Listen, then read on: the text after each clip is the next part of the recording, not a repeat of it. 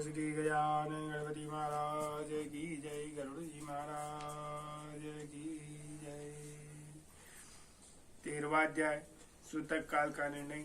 सूतक में निषिद्ध कर्म, सब पिंड श्राद्ध, पिंड मेलन की प्रक्रिया, संज्ञादान, पददान तथा गया श्राद्ध की महिमा। गरुड़ जी महाराज बोले कि हे विभो, सब पिंडकरण की विधि, सूतक काल का निर्णय, संज्ञादान तथा पददान के सामग्री के विषय में बताइए। श्री भगवान ने कहा कि हे महाराज, सब पिंडकरण आदि संपूर्ण क्रिया को मैं तुमसे कहता हूँ, जिसके द्वारा मृत प्राणी प्रेत नाम को छोड़कर पितृगण में प्रवेश करता है, जिनका पिंडदान रुद्रश्रोव पितामह आदि के पिंड में नहीं मिला दिया जाता, उनको पुत्र के द्वारा दिए हुए अनेक प्रकार के दान प्राप्त नहीं होते, क्योंकि उनका पुत्र सदा अशुद्ध होता है, वह कभी भी शुद्ध नहीं होता, क्योंकि सब पिंडकरण सूतक की निवृत्ति समाप्त नहीं होती है। इसलिए पुत्र के द्वारा सूतक के अंत में सब पिंड क्रिया अवश्य करनी चाहिए। मैं सभी के लिए सूतक समाप्ति का यथोचित काल कहूँगा। ब्राह्मण 10 दिन में, क्षत्रिय 12 दिन में और वैश्य 15 दिन में शुद्ध होता है। इस प्रकार इसलिए पुत्र के द्वारा सूतक के अंत में सब पिंड क्रिया अवश्य करनी चाहिए। मैं सभी के लिए सूतक समाप्ति का यथोचित काल कहूँगा। ब्राह्मण 10 दिन में, क्षत्रिय 12 दिन में, वैश्य 15 दिन में और शूद्र 1 मास में शुद्ध होता है। प्रेत संबंधी सूतक में सब पिंड 10 दिन में शुद्ध होते हैं। साकुल्य कुल के लोग 3 रात्रि में शुद्ध होते हैं। गोत्रज स्नान मात्र से शुद्ध होते हैं और चौथी पीढ़ी तक के बंधु बांधव 10 रात्रि में, 5वीं पीढ़ी के लोग 6 रात्रि में, 6ठी पीढ़ी के 4 दिन में, 7वीं पीढ़ी के 3 दिन में, 8वीं पीढ़ी के 1 दिन में और 9वीं पीढ़ी के 2 पहर में तथा 10वीं पीढ़ी के लोग स्नान मात्र से जन शौच से शुद्ध हो जाते हैं। देशांतर में गया हुआ कोई व्यक्ति अपने कुल के जन शौच या मरण शौच के विषय का समाचार 10 दिन के अंदर सुनता है तो 10 रात्रि बीत जाने के पश्चात जितना समय शेष रहता है उतने समय के लिए उन्हें सूतक होता है। 10 दिन बीत जाने के बाद और 1 वर्ष के पहले ऐसा समाचार मिलने पर 3 रात्रि का सूतक होता है। संवत्सर 1 वर्ष बीत जाने पर समाचार मिले तो स्नान मात्र से शुद्धि होती है। मरण शौच आदि के 2 भागों के बीत जाने के पूर्व अर्थात 6 दिन के अंदर यदि कोई दूसरा सूतक आ पड़े तो सूतक के साथ उसकी भी शुद्धि हो जाती है। किसी बालक की दांत निकलने के पूर्व मृत्यु हो जाए अर्थात उसके अंतिम संस्कार के बाद स्नान करने पर शुद्धि होती है। चूड़ाकरण मुंडन के हो जाने पर 1 रात्रि का, व्रत बंधन हो जाने पर 3 रात्रि का और व्रत बंधन के पश्चात मृत्यु होने पर 10 रात्रि का सूतक होता है। जब किसी भी वर्ण की कन्या की मृत्यु हो जाए तो सभी वर्णों के समान रूप से सदा सूतक की निवृत्ति होती है। इसके बाद वर्गदान 1 दिन, इसके बाद अथवा बिना वर्गदान के भी शानी कन्या की मृत्यु होने पर 3 रात्रि का सूतक होता है, यह निश्चित है। वर्गदान के अंदर कन्या की मृत्यु होने पर पितृकुल और वरकुल दोनों कुलों में 3 दिन का तथा कन्यादान हो जाने पर केवल पति के कुल में सूतक होता है। 6 मास के अंदर गर्भवास हो जाने पर जितने माह का गर्भ होता है उतने दिनों में शुद्धि होती है। इसके बाद अर्थात 6 माह के बाद गर्भवास हो तो उस स्त्री को अपनी जाति के अनुरूप सूतक होता है और गर्भपात होने पर सब पिंड श्राद्ध स्नान से शुद्धि होती है। कलयुग में जन शौच, मरण शौच सभी वर्णों की 10 दिन में शुद्धि होती है, ऐसा शास्त्र का निर्णय है। मरण शौच में आशीर्वाद देव पूजन, अभिवादन, पलंग पर शयन अथवा अन्य किसी भी चीज का स्पर्श नहीं करना चाहिए। इसी प्रकार मरण शोच में संध्या, दान, जप, होम, पितृ तर्पण, ब्राह्मण भोजन और व्रत नहीं करना चाहिए। जो व्यक्ति सूतक काल में नित्य निमित्त अथवा काम्य और कर्म करता है, उसके द्वारा पहले किए हुए नित्य निमित्त आदि कर्म सब विनिष्ट हो जाते हैं। व्रती, ब्रह्मचारी, मंत्रपुत, अग्निहोत्र, ब्राह्मण, यति और राजा इन्हें सूतक नहीं लगता। विवाह उत्सव अथवा यज्ञ में मरण शोच हो जाने पर उसकी प्रवृत्ति के पूर्व बना हुआ अन्न और भोजन करने योग्य होता है, ऐसा मुनिजनों ने कहा है। सूतक न जानने के कारण जो ब्राह्मण सूतक वाले घर से अन्न, जल कुछ ग्रहण करता है वह दोषी नहीं होता है, किंतु याचक को देने वाला दाता दोष का भागी होता है। जो सूतक को छिपाकर ब्राह्मण को दान देता है वह दाता तथा जो ब्राह्मण सूतक वाले घर का अन्न भोजन करता है वे दोनों दोष के भागी होते हैं। इसलिए सूतक की शुद्धि प्राप्त करने के लिए पिता का शव पिंड श्राद्ध करना चाहिए, तभी मृत पितृगणों के साथ पितृलोक में जाता है। मुनियों ने 12वें दिन, 3 पक्ष में, 6 मास में अथवा 1 वर्ष पूर्ण होने पर शवपिंड श्राद्ध करना चाहिए। हे महाराज, मैं तो शास्त्र के अनुसार चारों वर्णों के लिए 12वें दिन ही शवपिंडकरण करने के लिए कहता हूँ। कलयुग में धार्मिक भावना के अनित्य होने से, पुरुष की आयु क्षीण होने के कारण, शरीर की अस्थिरता के कारण 12वें दिन ही शवपिंडकरण कर देना चाहिए। गृहस्थ के मरने पर व्रत, बंधन, उत्सव, विवाह आदि कृत्य नहीं होते। जब तक पिंड मिलन नहीं होता, अर्थात पितरों में पिंड नहीं मिला दिया जाता या सब पिंड श्राद्ध नहीं हो जाता, तब तक उनके यहाँ से भिक्षु भिक्षा प्राप्त नहीं करता है, अतिथि उनके यहाँ सत्कार ग्रहण नहीं करता है और नित्य निमित्त कर्म का लोप होने से दोष का भागी होना पड़ता है। इसलिए चाहे निग्रह हो या सग्रह हो, अग्निहोत्र हो, 12वें दिन ही सब पिंडकरण कर देना चाहिए। सभी तीर्थ में स्नान करने और सभी यज्ञों का अनुष्ठान करने से जो फल प्राप्त होता है वही फल 12वें दिन सब पिंडकरण करने से प्राप्त होता है। अतः स्नान करके मृत स्थान को गोबर से लिप करके पुत्र को शास्त्रोक्त विधि के अनुसार सब पिंड श्राद्ध करना चाहिए।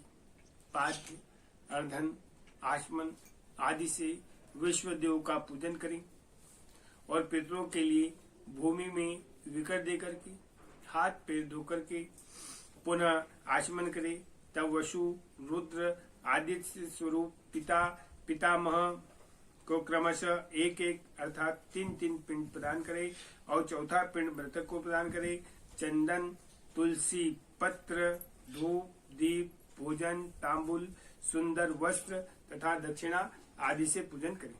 तदंतर स्वर्ण की साकल से प्रेत के पिंड को 3 भागों में विभक्त करें, अर्थात एक भाग पितामह के पिंड में, दूसरा भाग प्रपितामह के पिंड में, तीसरा भाग वृद्ध प्रपितामह के पिंड में मिलाएं। हे महाराज, मेरा मत है कि माता के पिंड का मिलन पितामही आदि के पिंड के साथ और पिता के पिंड का मिलन पितामह आदि के पिंड के साथ करके सब पिंड श्राद्ध अवश्य करना चाहिए।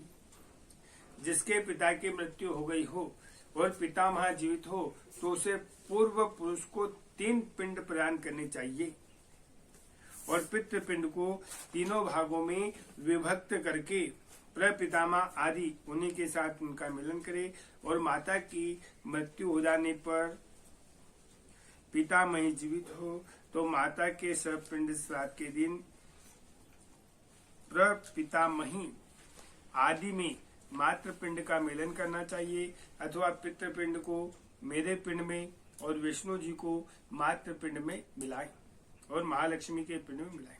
पुत्रहीन स्त्री का सब पिंड श्राद्ध उसके पति को करना चाहिए और उसका सब पिंड श्राद्ध उसकी सास आदि के साथ होना चाहिए। एक मातम अनुसार विधवा स्त्री का स्वपिंड श्राद्ध उसकी सास, ससुर और वृद्ध ससुर के साथ करना चाहिए। हे महाराज, यह मेरा मत नहीं है।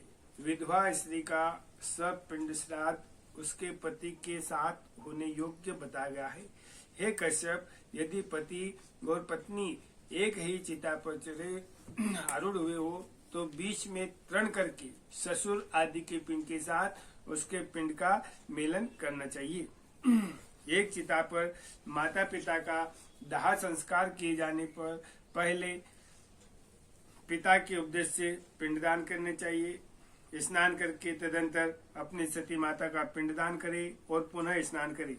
यदि 10 दिन के अंदर किसी सती ने अग्नि में प्रवेश किया है तो उसका संज्ञादान, शवपिंड आदि कृत्य उसी दिन करना चाहिए जिस दिन उसके पति का किया जाए। हे गरुड़ जी महाराज, शवपिंडकरण करके अंतर पितरों का तर्पण करें। इस क्रिया में वेद मंत्रों से समन्वित स्वाध्याय का उच्चारण करें। इसके पश्चात अतिथियों को भोजन कराएं। ऐसा करने से पितृ, मुनिगण, देवता तथा दानव तृप्त होते हैं। भिक्षा 1 ग्रास के बराबर होती है। पुष्कल 4 ग्रास के बराबर होता है। 4 पुष्कल 16 ग्रास का एक अंतकार होता है। सपिंडकरण में ब्राह्मणों के चरण की पूजा चंदन अक्षत से करनी चाहिए और पितरों की अक्षय तृप्ति के लिए ब्राह्मण को दान दक्षिणा अवश्य देनी चाहिए। वर्ष भर की जीविका निवारण करने के लिए घृत, स्वर्ण, अन्न, रजत, सुंदर गौ, अश्व, रथ और भूमि आचार्य को दान करनी चाहिए। इसके बाद स्वास्थ्य पूर्वक मंत्र से कुमकुम, अक्षत और नैवेद्य के द्वारा ग्रह, देवी, विनायक इनकी पूजा करें। जिसके बाद आचार्य मंत्र उच्चारण करते हुए यजमान का अभिषेक करे, हाथ में रक्षा सूत्र बांधे और पवित्र अक्षत प्रदान करें। तदंतर विविध प्रकार के मिष्टानों से ब्राह्मणों को भोजन कराएं। फिर दक्षिणा सहित अन्न एवं जल युक्त 12 घट का दान करें। तदंतर ब्राह्मणों के वर्ण क्रम से अपनी शुद्धि हेतु क्रमशः जल, सहस्त्र, कूड़े तथा डंडे का स्पर्श करना चाहिए। अर्थात ब्राह्मण को जल का, क्षत्रिय को शास्त्र का, वैश्य को कूड़े का और शूद्र को डंडे का स्पर्श करना चाहिए। ऐसा करने से शुद्धि प्राप्त होती है। इस प्रकार शवपिंड श्राद्ध करके क्रिया करते समय पहने गए वस्त्र का त्याग कर दें। इसके बाद में सफेद वस्त्र धारण करके संज्ञादान प्रदान करें। इंद्र सहित सभी देवता संज्ञादान की प्रशंसा करते हैं। अतः मृतक के उपदेश से उसकी मृत्यु के बाद अथवा जीवन काल में भी संज्ञादान अवश्य प्रदान करनी चाहिए। संज्ञा सरल हो, काष्ठ की हो, सुंदर हो, विचित्र चित्रों से बंधी हुई हो और सफेद रुई, गद्दे, सुंदर तकिया तथा चादर से युक्त हो एवं पुष्प, गंध आदि द्रव्य से समन्वित हो। वह सुंदर बंधनों से भली भांति बंधी हुई हो, पर्याप्त हो तथा सुख प्रदान करने वाली हो। ऐसी संज्ञा बनाकर चादर से युक्त होकर के उसके ऊपर झाड़ी, लोटा, दिया, चंवर, आसन, पात्र, यज्ञोपवीत और सभी प्रकार की सामग्री से युक्त श्री लक्ष्मी नारायण जी की प्रतिमा को भी स्थापित करें और सौभाग्यवती स्त्री के लिए दी जाने वाली संज्ञा के साथ पूर्वोक्त वस्तु अतिरिक्त काजल, महावर, कुमकुम, स्त्री वस्त्र, सौभाग्य द्रव्य आदि सब प्रदान करें। तदंतर सपत्नी सहित ब्राह्मण का अभिषेक करें। ब्राह्मण को साफा, दुपट्टा, कुर्ता पहना करके लक्ष्मी नारायण जी के आगे विनीत होकर सुखमय बिठाएं। कुमकुम, पुष्पमाला आदि से श्री लक्ष्मी नारायण जी की भली भांति पूजा करें। तदंतर लोकपाल, नवग्रह, देवी, विनायक इनकी पूजा करें। उत्तर मुखी होकर अंजलि में पुष्प लेकर ब्राह्मण को सामने खड़ा करके इस प्रकार प्रार्थना करें कि हे कृष्ण, जैसे क्षीर सागर में आपकी संज्ञा है वैसी मेरी भी सैया जन्म जन्मांतर तक सुनी न हो। इस प्रकार प्रार्थना करके विप्र और श्री लक्ष्मी नारायण जी को पुष्पांजलि चढ़ा करके संकल्प पूर्वक सभी सामग्री ब्राह्मण देवता गुरु को दान करें। हे ब्राह्मण देवता, इस सैया को आप ग्रहण करें। यदि पर्याप्त धन वैभव लक्ष्मी हो तो शयन करने के लिए सुंदर घर का दान भी करें और सभी प्रकार के उपकरणों से युक्त अत्यंत सुंदर घर का दान करें। जो जीवित अवस्था में अपने हाथ से सैया दान करता है, जीते हुए पर्व काल में वृषोव्रत करे। एक सैया एक ही ब्राह्मण को देनी चाहिए। बहुत सारे ब्राह्मण को एक सैया का दान कदापि नहीं करना चाहिए। यदि वह सैया विभक्त अथवा विक्रय करने के लिए दी जाती है तो वह दाता के अधःपतन का कारण बनती है। सत्पात्र में सैया दान प्रदान करने से मनोवांछित फल की प्राप्ति होती है। पिता तथा दान देने वाले पुत्र दोनों श्लोक तथा परलोक में सुख प्राप्त करते। सैया दान के प्रताप से दाता दिव्य इंद्रलोक अथवा सूर्य पुत्र के यमलोक में पहुंचाते हैं, इसमें संशय नहीं। श्रेष्ठ विमान पर आरूढ़ होकर अप्सरा गणों से समन्वित सभी तीर्थ में तथा सभी पर्व के दिनों में जो भी पुण्य कार्य किया जाता है, उन सबसे अधिक पुण्य संयादान के द्वारा प्राप्त होता है। इस प्रकार पुत्र को संयादान करके पद दान देना चाहिए। पद दान के विषय में मैं तुमसे कहता हूँ, सुनो। छाता, जूता, वस्त्र, मुद्रिका, अंगूठी, कमंडल, आसन, पंचपात, ये 7 वस्तुएं पद की कही गई। दंड, तामपात्र, कच्चान, भोजन, अर्धन, यज्ञोपवित्र को मिलाकर के पद की संपूर्णता होती है। इस प्रकार अपनी शक्ति के अनुसार 13 पदों की व्यवस्था करके 12वें दिन 13 ब्राह्मणों को पददान करना चाहिए। इस पददान से धार्मिक पुरुष सदगति को प्राप्त होते हैं। यम मार्ग में गए हुए जीव के लिए पददान सुख प्रदान करने वाला होता है। वहाँ यम मार्ग में अत्यंत प्रचंड घाम होता है। छाते का दान करने से उनके सिर पर सुंदर छाया बनी होती है। जो जूते का दान करता है, अत्यंत पत्थर वाले यमलोक मार्ग में सुख पूर्वक अपने मार्ग को तय कर लेता है। यम मार्ग में वायु और शीत से बहुत कष्ट प्राप्त होता है। वस्य के प्रभाव से जीव सुख पूर्वक अपने मार्ग को तय करता है। यम मार्ग में महान भयंकर विकराल काले पीले यमदूत मुद्रिका प्रदान करने से जीव को पीड़ा नहीं देते। कमंडल का दान करने से अत्यंत धूप से परिपूर्ण वायु रहित जलहीन मार्ग में जाता हुआ जीव प्यास लगने पर जल पीता है। और मृत व्यक्ति के उपदेश से जो ताम पात्र का जलपात देता है, उसे 1000 अश्वमेध यज्ञ का फल प्राप्त होता है। ब्राह्मण को संयमक रूप से आसन भोजन देने पर वह अपने धीरे धीरे भोज्य पदार्थ का उपभोग प्राप्त करता है।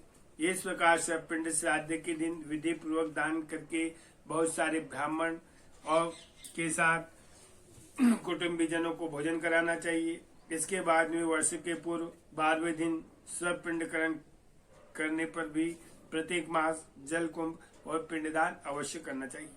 हे महाराज, प्रेत कार्य को छोड़कर अन्य किसी भी कर्म का पुनः अनुष्ठान नहीं किया जाता, किंतु प्रेत की अक्षय तृप्ति के लिए पुनः पुनः पिंडदान अवश्य करने चाहिए। अतः मैं विशेष स्थिति पर मृत्यु होने वाले जीव के मासिक, वार्षिक, पाक्षिक श्राद्ध के विषय में कुछ विशेष बात कहता हूँ, सुनो। जो पूर्णमासी तिथि को मरा है उसका श्राद्ध चतुर्थी तिथि को होता है, और जिसकी मृत्यु चतुर्थी को हुई हो उसका उन मासिक श्राद्ध नवमी तिथि को होता है, और नवमी तिथि को जिसकी मृत्यु हुई है उसका उन मासिक श्राद्ध ऋतिका 14 तिथि को होता है। इस प्रकार पाक्षिक श्राद्ध 20वें दिन करना चाहिए। यदि एक ही मास में 2 संक्रांति हो तो दोनों महीनों का श्राद्ध मल मास में ही करना चाहिए। यदि एक ही मास में 2 मास हो तो उन दोनों मासों के पक्ष की वे ही तिथियां मानी जाएगी। उन तिथि में मल मास में पड़ने वाले शुद्ध मास में दोनों मासों का मासिक श्राद्ध करें। इस विषय में विद्वानों ने यह व्यवस्था सोची है कि श्राद्ध तिथि के दिन पूर्व में प्रथम मास का श्राद्ध करें और द्वितीय में अर्थात 2 पर के पश्चात दूसरे मास का श्राद्ध करें। हे महाराज, संक्रांति रहित मल मास में भी सपिंड श्राद्ध तथा मासिक एवं प्रथम वार्षिक श्राद्ध करना चाहिए।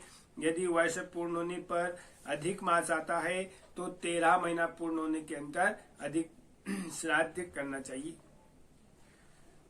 इस प्रकार प्रथम वार्षिक श्राद्ध के मल मास तथा उसके बाद आने वाले शुद्ध मास 13वें मास में श्राद्ध करना चाहिए। इस प्रकार वर्ष पूर्ण होने पर वार्षिक श्राद्ध करना चाहिए, और वार्षिक श्राद्ध की तिथि को विशेष रूप से ब्राह्मणों को भोजन अवश्य कराना चाहिए। 1 वर्ष पूर्ण हो जाने पर श्राद्ध में हमेशा 3 पिंड प्रदान करने चाहिए। एकोदशी श्राद्ध नहीं करना चाहिए, ऐसा करने वाला पितृघातक होता है। तीर्थ श्राद्ध, गया श्राद्ध तथा युगा तिथि में तथा ग्रहण काल में किया जाने वाला पितृ श्राद्ध वर्ष के अंदर ही कर देना चाहिए। हे महाराज, पितृभक्ति से प्रेरित होकर के पुत्र को 1 वर्ष के अंदर ही गया श्राद्ध कर देना चाहिए। गया श्राद्ध करने से पितृ भव सागर से मुक्त हो जाते हैं और भगवान गदाधर की कृपा से वे सब परम गति को प्राप्त होते हैं। गया में विष्णु के तीर्थ में तुलसी की मंजरी से भगवान विष्णु की चरण पादुका का पूजन करें। इसके अलावा आदि तीर्थ में यथा कर्म से पिंडदान करें। जो व्यक्ति गया शिर में समी के पत्ते के समान प्रमाण वाले पिंड को देता है वह अपने 7 गोत्र के 101 पुरुषों का उद्धार करता है। कुल को आनंदित कर देने वाला जो पुत्र गया जी में जाकर श्राद्ध करता है और पितरों को अक्षय तृप्ति देने के कारण उसका जन्म सफल होता है। हे महाराज, यह सुना जाता है कि देव पितरों ने मनु के पुत्र इक्ष्वाकु को कलापवन में यह कथा सुनाई थी कि हमारे वंश में, हमारे परिवार में कोई ऐसा पुत्र होगा जो गया जी में आकर आदर पूर्वक हमको पिंड प्रदान करेगा। उसके द्वारा दिए गए पिंड से हम सब परम गति को प्राप्त होंगे। हे महाराज, इस प्रकार जो पुत्र पितरों की अमुमिक क्रिया करता है वह भरद्वाज जी के 7 पुत्र भरद्वाज जी के पुत्र के द्वारा सुख प्राप्त करता है। सुखी होकर कौशिक के द्विज के 7 पुत्रों की भांति मुक्त हो जाता है। हे महाराज, भरद्वाज जी के 7 पुत्र पितृ श्राद्ध हेतु गोवध करके 7 जन्मांतरों को भोग करके वे पितरों के प्रमाद से मुक्त हो गए। कौशिक के 7 पुत्र प्रथम जन्म में देशांतर में 7 व्याधियों के रूप में उत्पत्ति हुई। इसके बाद में अगले जन्म में कालंजन पर्वत पर हिरण के रूप में उत्पत्ति हुई। फिर शोक द्वीप में चक्रवाक के रूप में की उत्पत्ति हुई। अगले जन्म में मानसरोवर में हंस के रूप में उत्पत्ति हुई। वे ही कुरुक्षेत्र में वेद पराक्रमी ब्राह्मण के रूप में उत्पन्न हुए। पितरों के प्रति भक्ति भाव रखने के कारण वे ब्राह्मण पुत्र मुक्त हो गए। इसलिए पूरा प्रयत्न करके पितृभक्त होना चाहिए। पितृभक्ति के कारण मनुष्य इस लोक तथा परलोक में भी सुख प्राप्त करता है। हे महाराज, यह सब अधोदेह क्रिया हमने तुमसे कही। जो कोई निर्धन मनुष्य भी इस कथा को सुनता है वह भी पाप से मुक्त होकर पितरों के निमित्त दिए जाने वाले दान के फल को प्राप्त करता है जो मनुष्य मेरे द्वारा कहे गए श्राद्ध एवं दानों को विधि पूर्वक करता है और गरुड़ पुराण की कथा को सुनता है, उसके फल को सुनो।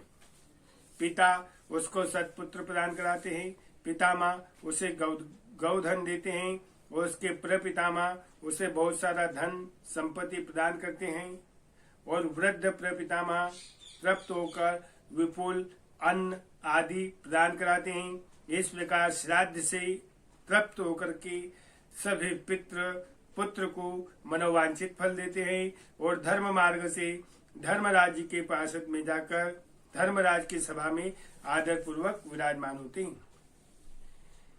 इस प्रकार विष्णु जी से अधोदेहिक श्राद्ध दान विषयक माध्यम सुनकर गरुड़ जी महाराज को अपार हर्ष हुआ। इस प्रकार गरुड़ पुराण के अंतर्गत सरोद्वार में 13वां अध्याय। बोलो श्री राधे कृष्ण भगवान की जय, गरुड़ जी महाराज की